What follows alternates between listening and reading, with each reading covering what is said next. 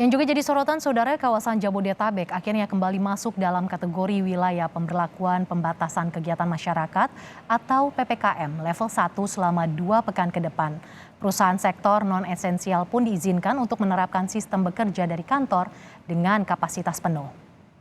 Status PPKM Jabodetabek terbaru ini tercantum dalam Instruksi Mendagri nomor 26 tahun 2022 per Senin 23 Mei kemarin. Meski demikian, pegawai yang diizinkan bekerja dari kantor hanya yang sudah divaksinasi COVID-19 lengkap 2 dosis dan tetap menggunakan aplikasi Peduli Lindungi. Pusat perbelanjaan dan bioskop juga boleh beroperasi dengan kapasitas 100% dan anak di bawah 12 tahun wajib didampingi orang tua yang sudah divaksinasi.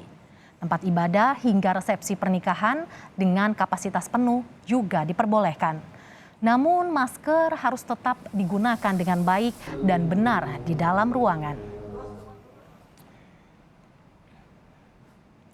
Saudara, Kementerian Kesehatan menyatakan pandemi COVID-19 di Indonesia sudah dalam status terkendali.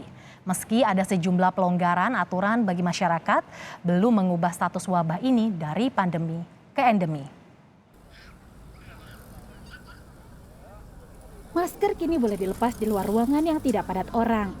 Tempat ibadah juga kini boleh diisi dengan kapasitas penuh, bahkan bekerja dari kantor juga kini diizinkan dengan kapasitas 100%. Sejumlah pelonggaran ini dilakukan pemerintah setelah mengevaluasi situasi epidemiologis COVID-19 di tanah air. Dalam rapat dengan Komisi 9 DPR RI Senin lalu, Kementerian Kesehatan menegaskan Indonesia kini sudah berada dalam fase pandemi COVID-19 yang terkendali. Namun, masih ada sejumlah tahapan yang harus dilalui sebelum dinyatakan sebagai endemi. Sebenarnya ada beberapa step yang harus kita lewati dari pandemi, kemudian diselerasi, terkendali, eliminasi, dan eradikasi. Saat ini kita masuk pada periode terkendali. Jadi kita tidak bisa bilang kita saat ini dalam fase endemi, tetapi pandemi yang terkendali. Kenapa pandemi terkendali? Karena ini tidak menyebabkan disrupsi pada aktivitas sosial masyarakat. Angkanya semakin menurun dan dapat diprediksi secara stabil konfirmasi kasusnya setiap hari. Meski sudah dalam fase terkendali, warga tetap harus waspada. Pasalnya, WHO juga menyatakan belum ada satu negara pun yang sudah masuk ke status endemi. Jadi belum ada istilah endemi, belum ada declare endemi di semua negara di dunia.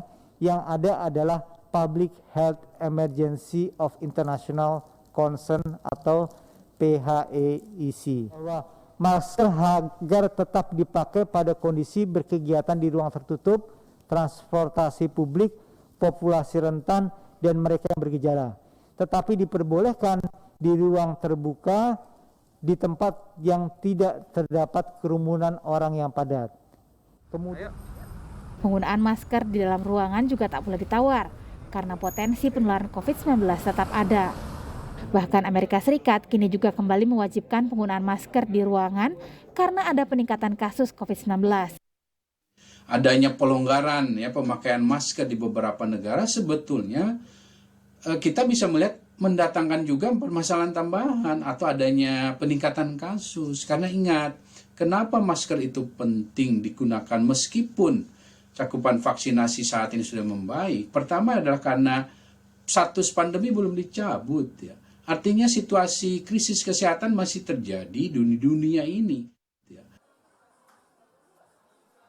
Pemerintah memang membuka peluang untuk menghapus kebijakan PPKM yang selama ini masih dievaluasi setiap 2 pekan. Namun ada sejumlah syarat yang harus dipenuhi sebelum kebijakan PPKM dicabut, seperti angka reproduksi virus atau RT yang harus di bawah 1 minimal selama 6 bulan. Tim Liputan, Kompas TV.